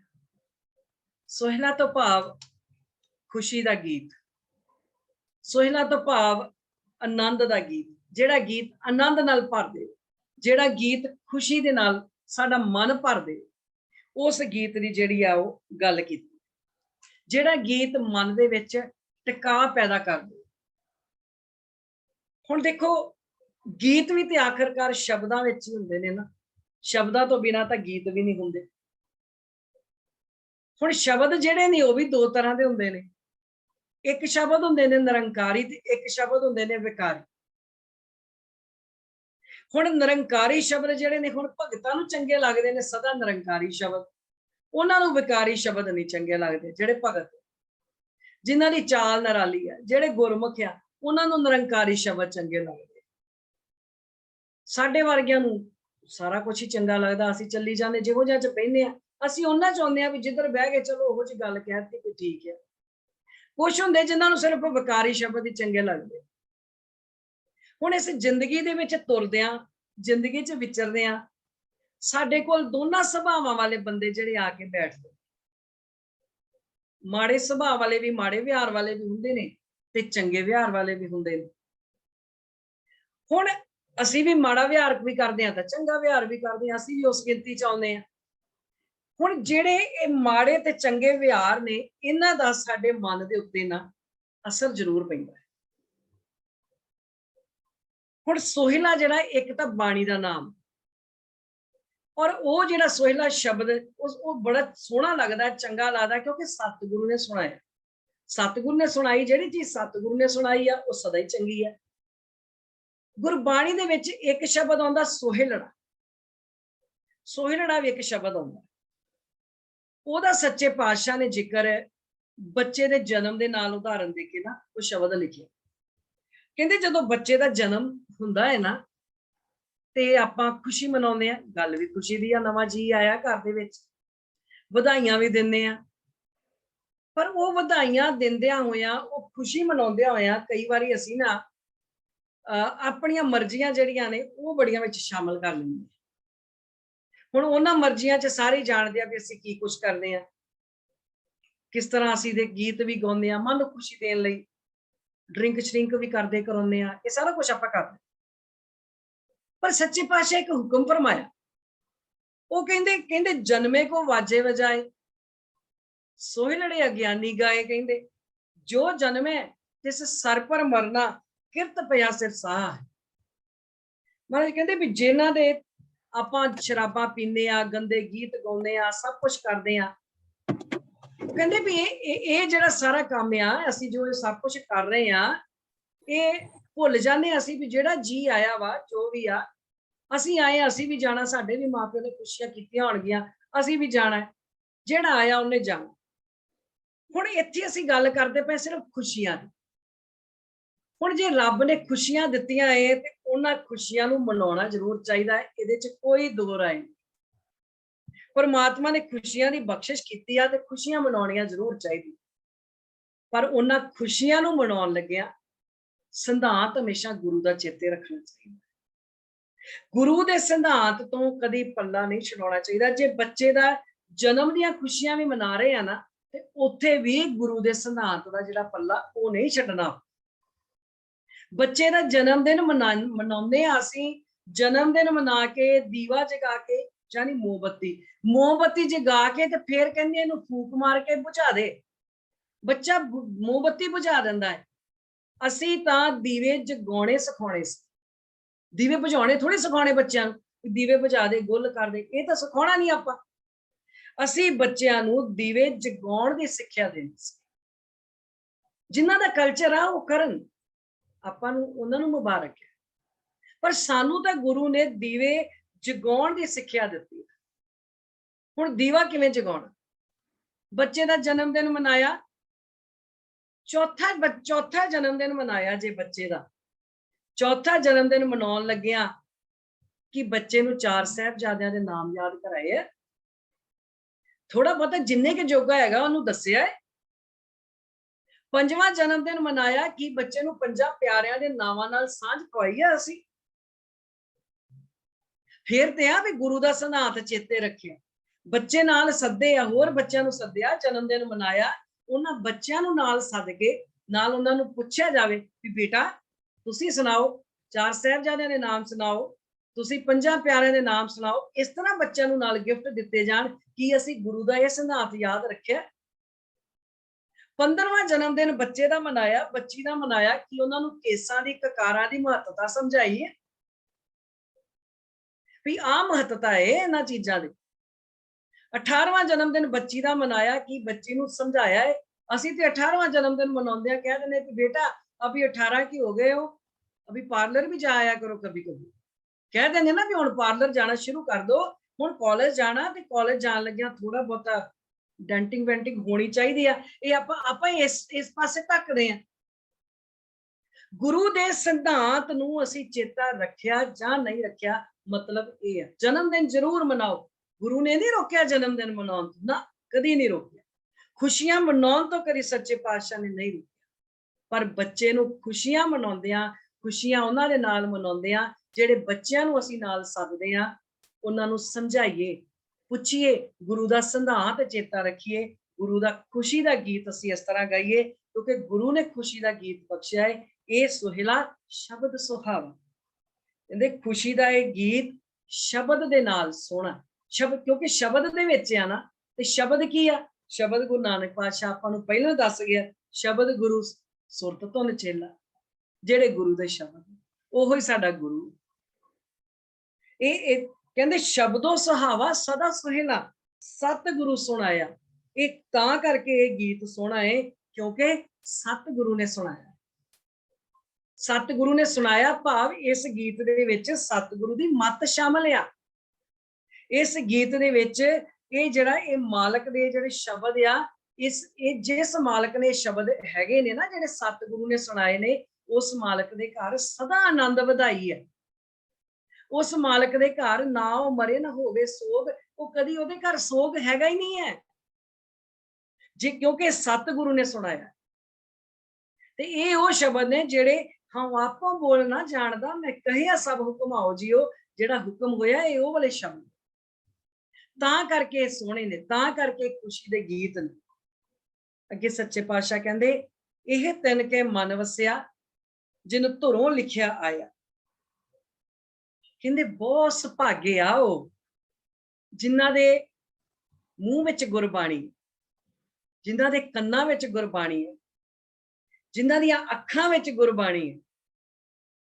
ਤੇ ਬਹੁਤ ਹੀ ਸੁਭਾਗੇ ਉਹ ਨੇ ਜਿਨ੍ਹਾਂ ਦੇ ਕਿਰਦਾਰ ਵਿੱਚ ਗੁਰਬਾਣੀ, ਜਿਨ੍ਹਾਂ ਦੇ ਆਚਰਣ ਦੇ ਵਿੱਚ ਗੁਰਬਾਣੀ ਹੈ, ਜਿਹੜੇ ਸਦਾ ਜਿਨ੍ਹਾਂ ਦੇ ਉੱਤੇ ਮਿਹਰ ਹੋ ਗਈ ਉਹ ਵਿਰਲੇ ਨੇ। ਔਰ ਉਹ ਵਿਰਲੇ ਨੇ ਜਿਨ੍ਹਾਂ ਦੇ ਆਚਰਣ ਦੇ ਵਿੱਚ ਗੁਰਬਾਣੀ, ਜਿਹੜੇ ਭਗਤ ਬਣ ਕੇ ਜੀਵੇ ਨੇ ਜਾਂ ਜਿਹੜੇ ਆਉਣ ਵਾਲੇ ਸਮੇਂ 'ਚ ਭਗਤ ਬਣ ਜਾਣਗੇ। ਅਸੀਂ ਵੀ ਕਿਤੇ ਉਸ ਲਾਈਨ ਦੇ ਵਿੱਚ ਲੱਗ ਜਾਈਏ। ਇੱਕ ਫਿਰੇ ਕਨੇਰੇ ਕਰੇ ਗੱਲਾਂ, ਗੱਲੀ ਕਿਨੇ ਨਾ ਪਾਇਆ। ਕਈ ਉਹ ਨੇ ਜਿਹੜੇ ਸਿਰਫ ਗੱਲਾਂ ਬਾਤਾਂ ਹੀ ਮਾਰਦੇ ਨੇ। ਹੁਣ ਗੱਲਾਂ ਬਾਤਾਂ ਕੀ ਮਾਰਦੇ ਨੇ? ਕਹਿੰਦੇ ਦੇਖੋ ਜੀ ਸਮਾਜ 'ਚ ਰਹਿਣਾ ਹੈ ਤੇ ਸਮਾਜ ਨਾਲ ਰਲ ਕੇ ਤਾਂ ਚੱਲਣਾ ਪਊਗਾ। ਹੁਣ ਸਮਾਜ ਤੋਂ ਤਾਂ ਨਹੀਂ ਨਾ ਕੱਟ ਸਕਦੇ ਭਾਈ। ਗੁਰੂ ਗ੍ਰੰਥ ਸਾਹਿਬ ਮਹਾਰਾਜ ਦੀ ਸਿੱਖਿਆ ਕਿਤੇ ਸਮਾਜ ਨਾਲੋਂ ਕੱਟਣਾ ਸਿਖਾਉਂਦੀ ਹੈ? ਗੁਰੂ ਗ੍ਰੰਥ ਸਾਹਿਬ ਤੇ ਆ ਕੇ ਤੇ ਅਸੀਂ ਭਾਈਚਾਰਕ ਸਾਂਝ ਸਿੱਖਦੇ ਹਾਂ। ਗੁਰੂ ਗ੍ਰੰਥ ਸਾਹਿਬ ਤੋਂ ਬਾਣੀ ਪੜ੍ਹ ਕੇ ਤਾਂ ਅਸੀਂ ਇਹ ਸਿੱਖਦੇ ਹਾਂ ਵੀ ਕਿਵੇਂ ਅਸੀਂ ਆਪਣੇ ਭੈਣਾਂ ਭਰਾਵਾਂ ਨਾਲ ਰਹਿਣਾ ਹੈ, ਕਿਵੇਂ ਭਾਈਚਾਰਕ ਸਾਂਝ ਬਣਾਉਣੀ ਆ, ਕਿਵੇਂ ਅਸੀਂ ਆਪਣੇ ਸਮਾਜ ਨੂੰ ਸੋਹਣਾ ਬਣਾਉਣਾ ਹੈ। ਗੁਰੂ ਗ੍ਰੰਥ ਸਾਹਿਬ ਥੋੜੀ ਰੋਕਦੇ ਨੇ ਵੀ ਸਮਾਜ ਦੇ ਵਿੱਚ ਆਪਾਂ ਰਲ ਕੇ ਨਹੀਂ ਚੱਲਣਾ। ਹਾਂ, ਗੱਲ ਇਹ ਆ ਵੀ ਅਸੀਂ ਗੁਰਬਾਣੀ ਦੇ ਨਾਲ ਆਪਣੀ ਸਾਂਝ ਜਿਹੜੀ ਆ ਨਾ, ਆਪਣਾ ਭਾਈਚਾਰਾ, ਉਹ ਅਸੀਂ ਗੁਰਬਾਣੀ ਦੇ ਨਾਲ ਅਸੀਂ ਬਣਾਇਆ ਨਹੀਂ। ਅਸੀਂ ਗੁਰਬਾਣੀ ਦਾ ਸੱਭਿਆਚਾਰ ਅਪਣਾ ਨਹੀਂ ਸਕਦੇ। ਅਸੀਂ ਸੱਭਿਆਚਾਰ ਵੱਖਰੇ ਵੱਖਰੇ ਬਣਾ ਕੇ ਬਹਿ ਗਏ ਆ। ਅਸੀਂ ਗੁਰਬਾਣੀ ਦਾ ਸੱਭਿਆਚਾਰ ਨਹੀਂ ਅਪਣਾਇਆ। ਅਸੀਂ ਪਤਾ ਕੀ ਕਹਿੰਦੇ ਆ? ਗੁਰਬਾਣੀ ਦਾ ਸ਼ਬਦ ਮੈਨੂੰ ਚੇਤਾ ਆ ਗਿਆ। ਕਹਿੰਦੇ ਗੁਰਬਾਣੀ ਦਾ ਸ਼ਬਦ ਨਾ, ਆਪਾਂ ਕਿਸੇ ਵੇਲੇ ਬੱਚੇ ਨੂੰ ਗੁੱਸੇ ਹੋਣਾ ਹੋਵੇ ਜਾਂ ਕੋਈ ਹੋਰ, ਜਾਂ ਮਾਂ ਜਾਂ ਪਿਓ ਬੱਚੇ ਨੂੰ ਗੁੱਸੇ ਹੋਵੇ ਤੇ ਲਾਗੇ ਬੈਠਾ ਪਤਾ ਦੂਜਾ ਕੀ ਕਹਿੰਦਾ? ਕਹਿੰਦਾ ਸੁਣ ਲੈ ਸ਼ਲੋਕ, ਤੈਨੂੰ ਪਹਿਲਾਂ ਪਿਆਰ ਕਿਹਾ ਸੀ ਕੰਮ ਕਰਨਾ ਚੰਗਾ, ਹੁਣ ਚੰਗਾ ਰਿਹਾ ਸ਼ਲੋਕ ਸੁਣ ਕੇ। ਸ਼ਲੋਕ ਤਾਂ ਚੰਗੇ ਸੀ, ਸ਼ਲੋਕ ਤਾਂ ਗੁਰਬਾਣੀ ਦੇ ਵਿੱਚ ਆ। ਅਸੀਂ ਦੇਖੋ ਤੁਸੀਂ, ਸ਼ਲੋਕਾਂ ਨੇ ਤਾਂ ਆਤਮਿਕ ਆਨੰਦ ਦੇਣਾ ਸੀ, ਅਸੀਂ ਗਾਲਾਂ ਨੂੰ ਸ਼ਲੋਕਾਂ ਦੇ ਨਾਲ ਮਿਲਾ। ਹੋਰ ਵੀ ਬਹੁਤ ਕੁਝ ਅਸੀਂ ਇੰਝ ਕਹਿੰਦੇ ਆ, ਉਹ ਪਤਾ ਹੀ ਆ ਸਭ ਨੂੰ ਕੀ ਕੀ ਕਹਿੰਦੇ ਆ। ਹੁਣ ਦੇਖੋ ਮੁਹਾਵਰਾ ਗੁਰਬਾਣੀ ਦਾ ਸੀ, ਸ਼ਲੋਕ ਸੁਣਨੇ ਤਾਂ ਬੜੀ ਚੰਗੀ ਗੱਲ ਆ।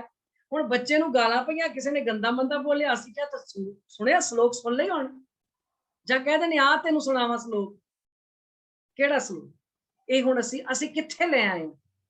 ਅਸੀਂ ਗੁਰਬਾਣੀ ਨੂੰ ਆਪ ਅਪਣਾਇਆ ਨਹੀਂ ਤੇ ਕਹਿ ਦਿੰਦੇ ਆ ਕਿ ਗੁਰਬਾਣੀ ਦੇ ਅਨੁਸਾਰ ਜੇ ਚੱਲਾਂਗੇ ਤੇ ਫਿਰ ਸਮਾਜ ਦੇ ਨਾਲ ਨਹੀਂ ਚੱਲਿਆ ਜਾਣਾ।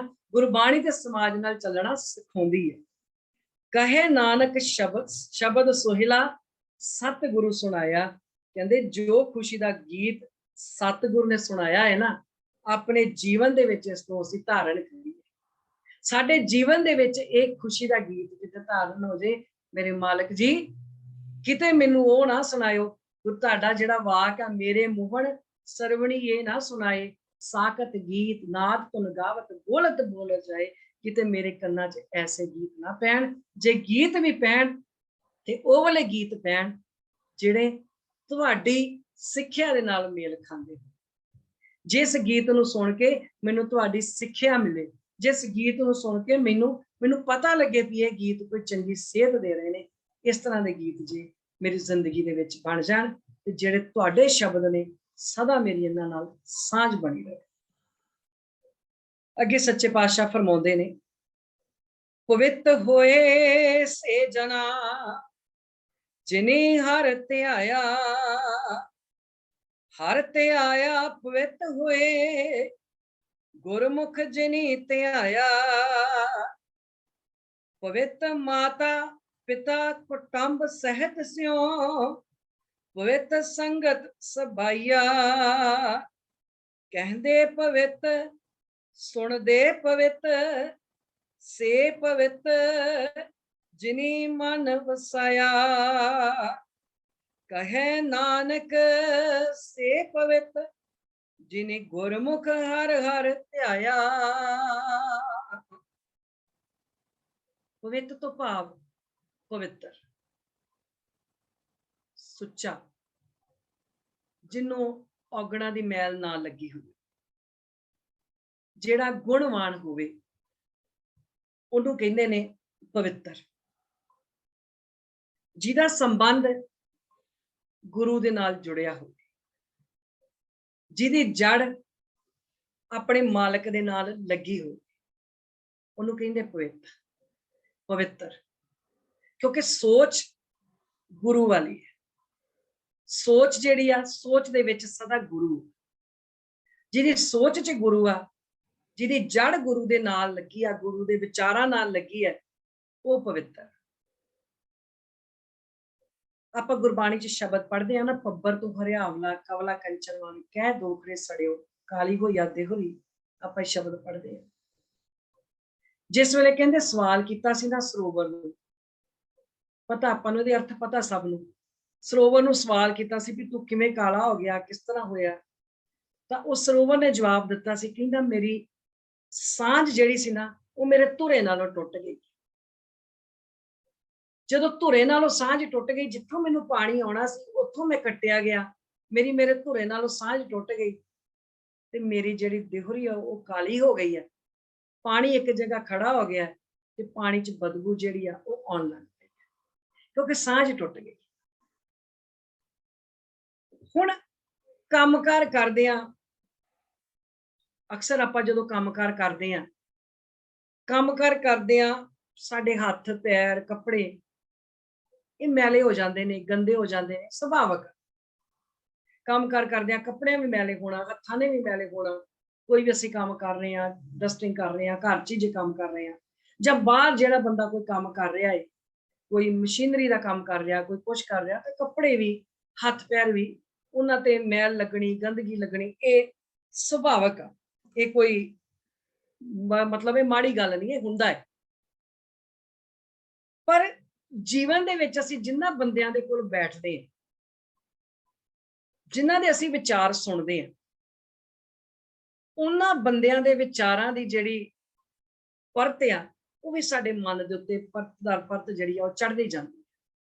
ਅਸੀਂ ਕੈਸੇ ਬੰਦਿਆਂ ਦੇ ਕੋਲ ਬੈਠਦੇ ਹਾਂ, ਚੰਗੇ ਮੰਦੇ ਵਿਚਾਰਾਂ ਦੀ ਜਿਹੜੀ ਪਰਤ ਆ ਉਹ ਮਨ ਨੂੰ ਲੱਗਦੀ ਹੈ। ਹੁਣ ਅਸੀਂ किते गुरुद्वारे दे लागे लंघदे होइए ते कोई कवे भी आओ भी मत्था टेक चलीए, ते कई बारी आपां कह दिंदे भी नहीं बई मेरे कपड़े मैले आ जां मैं अज नहाता ही नहीं। चलो गल भी सही है, इशनान करके आना चाहिए जां साफ सुथरे हो के, क्योंकि संगत च आना है ते सफाई जरूरी है। ਇਹਦਾ ਅਸੀਂ बहुत ध्यान रखते हैं, रखना भी चाहिए ते रखते भी। पर गुरुद्वारे आउण लग्गिया, संगत च आउण लग्गिया, रब दा नाम लैण लग्गिया कि मन दी मैल धो के आउंदे आ।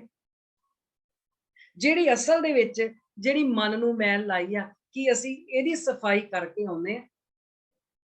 ਜਿਹੜੀ ਸਫਾਈ ਪਰਮਾਤਮਾ ਨੇ ਕਿ ਦੇਖੋ ਬਾਹਰਲੇ ਕੰਮਕਾਰ ਕਰਦੇ ਆ ਤੇ ਮੈਲ ਲੱਗਣੀ ਸੁਭਾਵਕ ਆ, ਉਹਦੀ ਕੋਈ ਗੱਲ ਨਹੀਂ ਹੈ ਜੇ ਅਸੀਂ ਇੰਜ ਵੀ ਮੱਥਾ ਟੇਕ ਲਿਆ ਕਿਸੇ ਵੇਲੇ, ਕਿਉਂਕਿ ਆਪਣੇ ਕੰਮਕਾਰ ਕਰਦੇ ਆਏ ਸੀ ਰਸਤੇ 'ਚ ਗੁਰਦੁਆਰਾ ਸਾਹਿਬ ਆਣ ਕੇ ਸੋਚਿਆ ਚੱਲ ਮੱਥਾ ਟੇਕ ਚੱਲੀਏ, ਚਲੋ ਸੰਗਤ ਦੇ ਦਰਸ਼ਨ ਕਰ ਚੱਲੀਏ, ਕਰ ਲਏ। ਪਰ ਸਾਫ ਸੁਥਰੇ ਹੋ ਕੇ ਬਹੁਤ ਆਉਂਦੇ ਆ, ਉਹ ਸਾਫ ਸੁਥਰੇ ਹੋ ਕੇ ਆਉਂਦੇ ਆ ਕਿ ਮਨ ਦੀ ਮੈਲ ਜਿਹੜੀ ਆ ਉਹ ਅਸੀਂ ਲਾਈ, ਕਿ ਸਤਿਗੁਰ ਦਾ ਸੋਹਿਲਾ ਜਿਹੜਾ ਵਾ ਉਹਨੂੰ ਚੰਗੀ ਤਰ੍ਹਾਂ ਸੁਣਿਆ ਹੈ। ਕਿਉਂਕਿ ਸਤਿਗੁਰ ਦਾ ਜਦੋਂ ਸੋਹਿਲਾ ਸੁਣਾਂਗੇ ਤੇ ਉਸ ਸ਼ਬਦ ਦੇ ਰਾਹੀਂ ਤੇ ਜਿਹੜੀ ਮੈਲ ਆ ਉਹ ਲੱਥਣੀ। ਉਹ ਮੈਲ ਲੱਥਦਿਆਂ ਇੱਥੋਂ ਤੱਕ ਹੋ ਜਾਂਦਾ ਹੈ ਵੀ ਜਿਸ ਨੀਚ ਕੋ ਕੋਈ ਨਾ ਜਾਣੇ, ਨਾਮ ਜਪਤੋ ਚੌਕੁਟ ਮਾਨੇ। ਜਿਹਨੂੰ ਕੋਈ ਨਹੀਂ ਨਾ ਜਾਣਦਾ ਉਹ ਵੀ ਬੰਦਾ ਜੇ ਉਹਦੇ ਨਾਮ ਨਾਲ ਸਾਂਝ ਪਾ ਲਵੇ ਨਾ, ਜੇ ਗੁਣਾਂ ਦੇ ਨਾਲ ਸਾਂਝ ਪਾ ਲਵੇ, ਕਿਉਂਕਿ ਉਹ ਪਤਿਤਾਂ ਨੂੰ ਪਵਿੱਤਰ ਕਰ ਦਿੰਦਾ, ਉਹ ਪਤਿਤ ਪਾਵਨ ਹੈ, ਉਹ ਪਤਿਤਾਂ ਨੂੰ ਵੀ ਪਵਿੱਤਰ ਕਰ ਦਿੰਦਾ ਹੈ। ਇਸ ਕਰਕੇ ਮਨ ਦੀ ਮੈਲ ਹਮੇਸ਼ਾ ਉਹਦਾ ਨਾਮ ਜਪਿਆ, ਨਾਮ ਦੀ ਵਿਚਾਰ ਮਨ 'ਚ ਵਸਾਇਆ, ਉਸ ਵਿਚਾਰ ਦੇ ਅਨੁਸਾਰ ਆਪਣੀ ਜ਼ਿੰਦਗੀ ਜਿਉਂਦੇ ਆ, ਜਿਹੜੀ ਮਨ ਦੀ ਮੈਲ ਆ ਨਾ ਉਹ ਲੱਥ ਜਾਂਦੀ, ਤਾਂ ਅਸੀਂ ਪਵਿੱਤਰ ਬਣਦੇ ਹਾਂ, ਤਾਂ ਅਸੀਂ ਪਵਿੱਤਰ ਹੁੰਦੇ ਹਾਂ। ਮੈਲ ਜਿਹੜੀ ਲੱਥਦੀ ਵੀ ਆ, ਲੱਗਦੀ ਵੀ ਆ, ਪਰ ਵਿਚਾਰ ਜਦੋਂ ਅਸੀਂ ਸੁਣਾਂਗੇ, ਸੱਚੇ ਪਾਤਸ਼ਾਹ ਦੇ ਵਿਚਾਰ ਸੁਣ ਕੇ ਉਹਦੇ ਅਨੁਸਾਰ ਜ਼ਿੰਦਗੀ ਜੀਵਾਂਗੇ, ਤਾਂ ਜਿਹੜੀ ਲੱਗੀ ਹੋਈ ਮੈਲ ਆ ਹੌਲੀ ਹੌਲੀ ਉਹ ਲੱਥਦੀ ਜਾਏ। ਜਿਵੇਂ ਭਾਈ ਵੀਰ ਸਿੰਘ ਜੀ ਲਿਖਦੇ ਨੇ, ਕਹਿੰਦੇ ਕੋਲਾ ਚੁੱਕ ਲਿਆ ਉਹਨਾਂ ਨੇ, ਇੱਕ ਭੱਠੀ ਦੇ ਵਿੱਚੋਂ ਨਾ ਮਗਦਾ ਹੋਇਆ ਕੋਲਾ ਸੀ, ਉਹ ਬਾਹਰ ਡਿੱਗ ਪਿਆ। ਭਾਈ ਵੀਰ ਸਿੰਘ ਜੀ ਕਹਿੰਦੇ ਉਹ ਮੈਂ ਚੁੱਕ ਕੇ ਘਰ ਲੈ ਆਏ। ਕਹਿੰਦੇ ਕੋਲੇ ਦਾ ਰੰਗ ਨਾ ਬੜਾ ਹੀ ਲਾਲ ਸੂਹਾ ਸੀ ਜਦੋਂ ਭੱਠੀ ਚੋਂ ਨਿਕਲਿਆ। ਕਹਿੰਦੇ ਜਦੋਂ ਮੈਂ ਲੈ ਕੇ ਆਇਆ ਤੇ ਉਹ ਆਉਂਦਿਆਂ ਕਾਲਾ ਹੋ ਗਿਆ। ਕਹਿੰਦੇ ਮੈਂ ਤਾਂ ਇਹਨੂੰ ਫੇਰ ਇਹ ਸੂਹੇ ਰੰਗ ਦਾ, ਲਾਲ ਰੰਗ ਦਾ ਕਰਨਾ ਚਾਹੁੰਦਾ ਹੈ। ਕਹਿੰਦੇ ਮੈਂ ਕੋਲੇ ਨੂੰ ਧੋਤਾ, ਦੁੱਧ ਦਹੀਂ ਚ ਪਾਇਆ, ਬਹੁਤ ਕੁਛ ਕੀਤਾ। ਕਹਿੰਦੇ ਇੱਕ ਸਿਆਣਾ ਬੰਦਾ ਕਹਿੰਦਾ ਵੀ ਦੁੱਧ ਦਹੀਂ ਦੇ ਨਾਲ ਨਹੀਂ ਇਹਦਾ ਰੰਗ ਬਦਲਣਾ, ਨਾ ਸਾਬਣ ਨਾਲ ਧੋਤਿਆਂ ਬਦਲਣਾ ਹੈ। ਇਹਨੂੰ ਜਿੱਥੋਂ ਲਿਆਇਆ ਹੈ ਨਾ, ਜਿਹੜੀ ਜੜ ਚੋਂ ਲਿਆਇਆ ਹੈ, ਉਹਦੇ ਵਿੱਚ ਜਾ ਕੇ ਫੇਰ ਪਾ ਦੇ, ਇਹਨੂੰ ਆਪਣਾ ਰੰਗ ਫੇਰ ਇਹ ਆਪਣੇ ਅਸਲੀ ਰੰਗ ਚ ਪਾ ਦੇ। ਭਾਈ ਵੀਰ ਸਿੰਘ ਜੀ ਨੇ ਕਵਿਤਾ ਬਹੁਤ ਸੋਹਣੀ ਲਿਖੀ ਆ, ਕਹਿੰਦੇ ਸਾਬਣ ਲਾਲਾ ਧੋਤਾ ਕੋਲਾ, ਸਾਬਣ ਲਾਲਾ ਧੋਤਾ ਕੋਲਾ, ਦੁੱਧ ਦਹੀਂ ਵਿੱਚ ਪਾਇਆ, ਖੁੰਬ ਚਾੜ ਰੰਗਣ ਵੀ ਧਰਿਆ, ਪਰ ਰੰਗ ਨਾ ਉਸ ਵਟਾਇਆ। ਕਹਿੰਦੇ ਫਿਰ ਵੀ ਨਹੀਂ ਉਹਨੇ ਰੰਗ ਵਟਾਇਆ। ਫਿਰ ਜਦ ਕਿਸੇ ਸਿਆਣੇ ਬੰਦੇ ਨੇ ਸਲਾਹ ਦਿੱਤੀ, ਉਹਦੀ ਸਲਾਹ ਮੰਨੀ। ਕਹਿੰਦੇ ਵਿਛੜ ਕੇ ਕਾਲਕਸੀ ਆਈ, ਬਿਨ ਮਿਲਿਆ ਨਹੀਂ ਲਹਿੰਦੀ, ਅੰਗ ਅੱਗ ਦੇ ਲਾ ਕੇ ਦੇਖੋ ਚੜ੍ਹਦਾ ਰੂਪ ਸਵਾਇਆ। ਕਹਿੰਦੇ ਇਹਨੂੰ ਫੇਰ ਅੱਗ ਦੇ ਅੰਗ ਨਾਲ ਲਾ ਦਿਓ, ਵੇਖਿਓ ਫੇਰ ਇਹਨੇ ਲਾਲ ਸੂਹਾ ਹੋ ਜਾਣਾ। ਇਸੇ ਤਰ੍ਹਾਂ ਜਦੋਂ ਅਸੀਂ ਆਪਣੀ ਜੜ ਦੇ ਨਾਲ ਜੁੜ ਗਏ, ਜਦੋਂ ਅਸੀਂ ਆਪਣੇ ਧੁਰੇ ਦੇ ਨਾਲ ਜੁੜ ਗਏ, ਤੇ ਫੇਰ ਜਿਹੜੀ ਮੈਲ ਆ ਨਾ ਸਾਨੂੰ ਲੱਗੀ, ਉਹ ਆਪੇ ਹੀ ਲੱਥ ਜਾਣੀ। ਜਦੋਂ ਹਲੀ ਤਾਂ ਅਸੀਂ ਭਰੀਏ ਹੱਥ ਪੈਰ ਧੰਦੇ, ਪਾਣੀ ਧੋਤੇ ਉਤਰ ਸਖੇ, ਮੂਤ ਪਲੀਤੀ ਕੱਪੜ ਹੋਏ, ਦੇ ਸਾਬੂਨ ਲਈਏ ਉਤੋਏ, ਭਰੀਏ ਮਤ ਪਾਪਾਂ ਕੇ ਸੰਗ, ਉਹ ਧੋਪੇ ਨਾਵੇਂ ਕੇ। ਜਿੱਦਣ ਨਾਮ ਦੇ ਨਾਲ ਅਸੀਂ ਧੋ ਲਿਆ ਨਾ, ਉਦਣ ਅਸੀਂ ਹੌਲੀ ਹੌਲੀ ਫਿਰ ਪਵਿੱਤਰ ਹੋ ਜਾਵਾਂਗੇ, ਹੌਲੀ ਹੌਲੀ ਸੁੱਚੇ ਹੋ ਜਾਣਗੇ। ਜਿਹੜੇ ਅਸਲੀ ਸੁੱਚੇ ਜਿਹਨੂੰ ਕਿਹਾ ਜਾਂਦਾ, ਪਵਿੱਤ ਹੋਏ ਸੇ ਜਨਾ ਜਿਨੀ ਹਰ ਧਿਆਇਆ। ਇਹ ਜਿਨ੍ਹਾਂ ਨੇ ਰੱਬ ਨੂੰ ਧਿਆਇਆ ਹੈ ਨਾ, ਉਹੋ ਹੀ ਪਵਿੱਤਰ ਆਖੇ ਜਾ ਸਕਦੇ ਨੇ। ਪਰ ਧਿਆਉਣਾ ਕਿਵੇਂ ਆ? ਉੱਥੇ ਆਪਣੀ ਮੱਤ ਨਹੀਂ ਵਰਤਣੀ, ਮੱਤ ਵੀ ਗੁਰੂ ਦੀ ਵਰਤਣੀ ਆ ਧਿਆਉਣ ਲੱਗੀ। ਹਰ ਧਿਆਇਆ ਪਵਿੱਤ ਹੋਏ, ਗੁਰਮੁਖ ਜਿਨੀ ਧਿਆਇਆ। ਕਹਿੰਦੇ ਜਿਨ੍ਹਾਂ ਨੇ ਗੁਰੂ ਦੇ ਰਾਹੀਂ ਧਿਆਇਆ, ਜਿਨ੍ਹਾਂ ਨੇ ਗੁਰੂ ਦੀ ਦੱਸੀ ਹੋਈ ਮੱਤ ਨੂੰ ਅਪਣਾਇਆ ਹੈ ਤੇ ਗੁਰੂ ਨੇ ਦੱਸਿਆ ਰੱਬ ਨੂੰ ਕਿਵੇਂ ਧਿਆਉਣਾ। ਅਸੀਂ ਭਗਤੀ ਬਹੁਤ ਕਰਦੇ ਹਾਂ, ਪਰ ਭਗਤੀ ਕਰਦਿਆਂ ਜ਼ਰੂਰੀ ਨਹੀਂ ਵੀ ਗੁਰ ਪ੍ਰਸਾਦ ਵਰਤ ਜਾਵੇ। ਭਗਤੀ ਕਰਨੀ ਹੋਰ ਚੀਜ਼ ਹੈ, ਗੁਰ ਪ੍ਰਸਾਦ ਵਰਤਣਾ ਹੋਰ ਚੀਜ਼ ਹੈ। ਭਗਤੀ ਤਾਂ ਜਿਹੜੇ ਪੁੱਠੇ ਲਟਕਦੇ ਸੀ ਉਹਨਾਂ ਵੀ ਬੜੀ ਕੀਤੀ ਆ, ਜਿਨ੍ਹਾਂ ਜਲ ਧਾਰੇ ਕੀਤੇ ਠੰਡਿਆਂ ਪਾਣੀਆਂ 'ਚ ਉਹਨਾਂ ਵੀ ਭਗਤੀ ਬੜੀ ਕੀਤੀ ਆ। ਪਰ ਗੁਰ ਪ੍ਰਸਾਦ ਉਹਦੇ ਤੇ ਵਰਤਦਾ ਏ ਜਿਹੜਾ ਗੁਰੂ ਦੀ ਜੁਗਤੀ ਦੇ ਅਨੁਸਾਰ ਭਗਤੀ ਕਰਦਾ, ਜਿਹੜਾ ਗੁਰੂ ਦੀ ਦੱਸੀ ਹੋਈ ਜੁਗਤੀ ਨੂੰ ਅਪਣਾਉਂਦਾ ਏ, ਉਹਦੇ ਅਨੁਸਾਰ ਜਿਹੜਾ ਧਿਆਉਂਦਾ ਹੈ ਨਾ, ਉਹਦੇ ਤੇ ਗੁਰ ਪ੍ਰਸਾਦ ਵਰਤਦਾ। ਹੁਣ ਇਹ ਅਸੀਂ ਆਪੇ ਸੋਚ ਲੈਣਾ ਕਿ ਜਿਹੜੀ ਭਗਤੀ ਅਸੀਂ ਕਰਦੇ ਆ ਕੀ ਇਹ ਗੁਰੂ ਦੀ ਦੱਸੀ ਹੋਈ ਜੁਗਤੀ ਦੇ ਮੁਤਾਬਕ ਆ। ਆਪੇ ਜਵਾਬ ਮਿਲੂਗਾ ਵੀ ਗੁਰ ਪ੍ਰਸਾਦ ਜਿਹੜਾ ਉਹ ਵਰਤੇਗਾ ਕਿ ਨਹੀਂ ਵਰਤੇਗਾ। ਕਿਉਂਕਿ ਸੁੱਚ ਹੋਵੇ ਤਾਂ ਸੱਚ ਪਾਈਏ, ਪਹਿਲੇ ਸੱਚ ਹੋਊਗਾ ਕੋਲ ਤਾਂ ਸੁੱਚੇ ਹੋਵਾਂਗੇ, ਤਾਂ ਪਵਿੱਤਰ ਹੋਵਾਂਗੇ। ਆਪਾਂ ਆਸਾ ਕੀ ਵਾਰ ਚ ਨੂੰ ਬਹੁਤ ਚੰਗੇ ਤਰੀਕੇ ਨਾਲ ਸਮਝਿਆ ਸੀ। ਜਦੋਂ ਸੋਚ ਪਵਿੱਤਰ ਹੋ ਗਈ ਤਾਂ ਫਿਰ ਕੱਪੜੇ ਭਾਵੇਂ ਬਾਹਰੋਂ ਜਿੰਨੇ ਮਰਜ਼ੀ ਗੰਦੇ ਹੋਣ ਉਹਨਾਂ ਦਾ ਕੋਈ ਫਰਕ ਨਹੀਂ ਪੈਂਦਾ। ਸੋਚ ਜਿਹੜੀ ਆ ਇਹ ਪਵਿੱਤਰ ਹੋਣੀ ਚਾਹੀਦੀ। ਤੇ ਸੋਚ ਕਿਵੇਂ, ਜਦੋਂ ਸੋਚ ਪਵਿੱਤਰ ਹੋ ਗਈ ਫਿਰ ਪਤਾ ਲੱਗ ਜਾਣਾ ਵੀ ਮੈਂ ਕੰਨਾਂ ਦੇ ਵਿੱਚ ਨਾਲ ਕੀ ਸੁਣਨਾ, ਮੈਂ ਅੱਖਾਂ ਨਾਲ ਕੀ ਵੇਖਣਾ। ਜਦੋਂ ਮੈਂ ਗੁਰਦੁਆਰੇ ਆਇਆ ਜਾਂ ਮੈਂ ਆਮ ਬਾਹਰ ਤੁਰਿਆ ਫਿਰਦਾ, ਮੈਂ ਅੱਖਾਂ ਨਾਲ ਕੀ ਵੇਖਣਾ, ਮੈਂ ਆਪਣੀ ਜੇਵਾ ਨਾਲ ਕੀ ਬੋਲਣਾ ਹੈ, ਫਿਰ ਪਤਾ ਲੱਗ ਜਾਣਾ। ਕਿਉਂਕਿ ਗੁਰੂ ਦੀ ਦੱਸੀ ਜੁਗਤੀ ਮੁਤਾਬਕ ਹੁਣ ਨਾਮ ਜਪਣਾ ਸ਼ੁਰੂ ਕਰ ਦੋ। ਤੇ ਜਿੰਨਾ ਗੁਰੂ ਦੀ ਦੱਸੀ ਜੁਗਤੀ ਮੁਤਾਬਕ ਨਾਮ ਜਪਿਆ ਉਹਨਾਂ ਨਾਲ ਕੀ ਹੋਇਆ, ਫਿਰ ਪਵਿੱਤ ਮਾਤਾ ਪਿਤਾ ਕੁਟੰਬ ਸਹਿਤ ਸਿਉ ਪਵਿੱਤ ਸੰਗਤ ਸਬਾਈ। ਹੁਣ ਇੱਕ ਘਰ ਦੇ ਵਿੱਚੋਂ ਇੱਕ ਬੱਚਾ ਨਾਮ ਜਪਦਾ ਹੈ, ਨਾਮ ਜਪਦਿਆਂ ਉਹਦੇ ਨਾਮ ਜਪਣ ਦੇ ਕਰਕੇ ਉਹਦੇ ਮਾਂ ਪਿਓ ਵੀ ਜਿਹੜੇ ਨੇ ਉਹ ਵੀ ਕਈ ਵਾਰੀ ਕਬੂਲ ਹੋ ਜਾਂਦੇ। ਕਿਹਾ ਜਾਂਦਾ ਦੇਖਿਆ ਇਹਨਾਂ ਦਾ ਬੱਚਾ ਹੈ ਜਿਹੜਾ ਬੜਾ ਹੀ ਚੰਗਾ। ਇਹ ਆ ਬਾਹਰਲੀ ਉਦਾਹਰਨ। ਜਿਵੇਂ ਪ੍ਰਹਲਾਦ ਦੇ ਕਰਕੇ ਹਰਨਾਕਸ਼ ਤਰ ਗਿਆ, ਜਿਵੇਂ ਧੰਨ ਗੁਰੂ ਨਾਨਕ ਸਾਹਿਬ ਦੇ ਕਰਕੇ ਸਿੱਖਾਂ ਨੂੰ ਸਿਰ ਝੁਕਾਉਂਦੇ ਨੇ ਲੋਕੀ। ਅਸੀਂ ਥੋੜੀ ਉਹੋ ਜਿਹੇ ਕਰਮ ਕਰਦੇ ਆ। ਗੁਰੂ ਨਾਨਕ ਸਾਹਿਬ ਦਾ ਫਲਸਫਾ, ਜਿੰਨਾ ਗੁਰੂ ਨਾਨਕ ਸਾਹਿਬ ਦੀ ਸਿੱਖਿਆ ਪੜ੍ਹ ਲਈ, ਜਿੰਨਾ ਗੁਰੂ ਨਾਨਕ ਸਾਹਿਬ ਦੀ ਸਿੱਖਿਆ ਤੋਂ ਸਿੱਖ ਲਿਆ, ਉਹ ਜੇ ਕਿਤੇ ਦੂਰ ਜਾਂਦੇ ਸਿੱਖ ਨੂੰ ਵੀ ਦੇਖਣਗੇ ਕਹਿਣਗੇ ਵਾਹ ਇਹ ਗੁਰੂ ਨਾਨਕ ਸਾਹਿਬ ਦੇ ਸਿੱਖਿਆ, ਉਹ ਸਿਰ ਝੁਕਾ ਦੇਣਗੇ। ਗੁਰੂ ਨਾਨਕ ਸਾਹਿਬ ਦੀਆਂ ਭਗਤਾਂ ਦੀਆਂ 10 ਗੁਰੂ ਸਾਹਿਬਾਨਾਂ ਦੀਆਂ ਕੀਤੀਆਂ ਕਮਾਈਆਂ ਦੇ ਕਰਕੇ ਲੋਕੀ ਸਾਨੂੰ ਸਿਰ ਝੁਕਾਉਂਦੇ ਨੇ ਵੀ ਇਹ ਸਿੱਖ ਆ। ਸਾਡੀ ਥੋੜੀ ਕਰਨੀ ਕੋਈ ਏਡੀ ਵਧੀਆ ਹੈਗੀ, ਉਹਨਾਂ ਦੀਆਂ ਕੀਤੀਆਂ ਕਮਾਈਆਂ ਕਰਕੇ ਅਸੀਂ ਜਾਣੇ ਜਾਂਦੇ। ਪਰ ਅਸਲ ਦੇ ਵਿੱਚ ਇਹਦਾ ਜਿਹੜਾ ਭਾਵ ਬਣਦਾ, ਠੀਕ ਆ ਜਿਸ ਘਰ ਦੇ ਵਿੱਚ ਕੋਈ ਬੱਚਾ ਚੰਗੇ ਪਾਸੇ ਲੱਗਿਆ ਉਹਦੇ ਮਾਤਾ ਪਿਤਾ ਨੂੰ ਵੀ ਸਤਿਕਾਰ ਮਿਲਦਾ ਹੈ।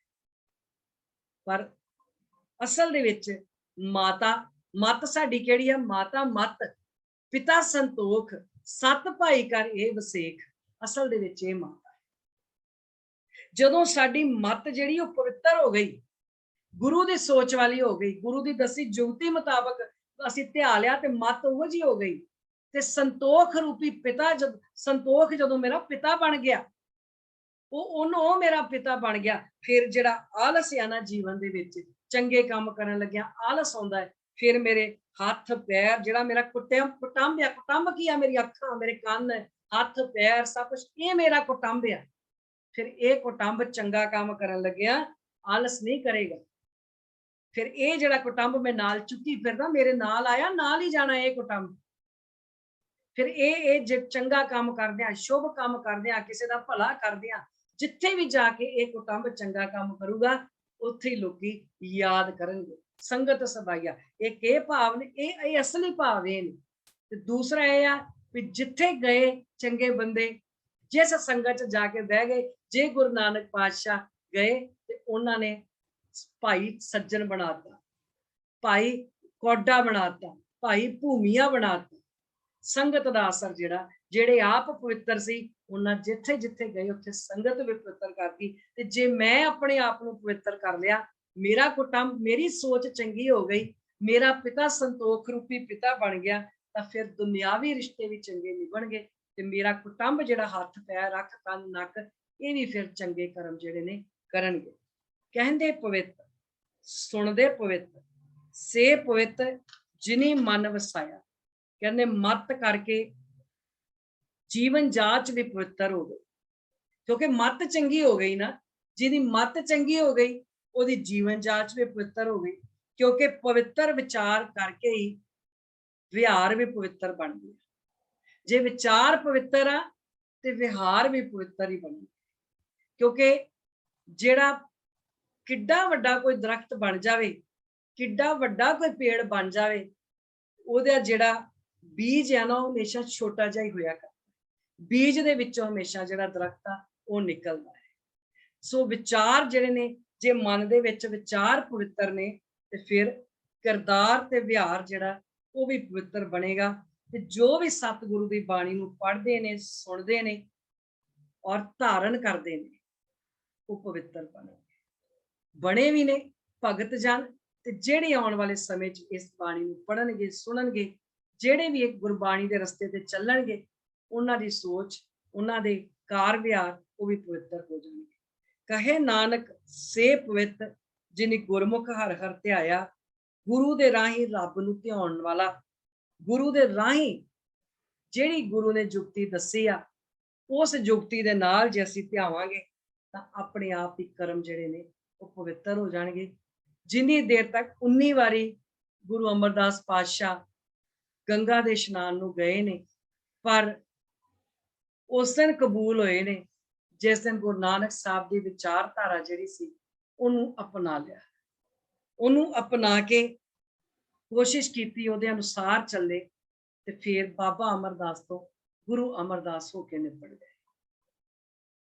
ਇਸ ਕਰਕੇ ਅਸੀਂ ਵੀ ਕੋਸ਼ਿਸ਼ ਕਰੀਏ ਵੀ ਅਸੀਂ ਵੀ ਪਵਿੱਤ ਹੋਈਏ, ਭਗਤਾਂ ਵਾਲੀ ਚਾਲ ਜਿਹੜੀ ਆ ਅਸੀਂ ਵੀ ਅਪਣਾਈਏ।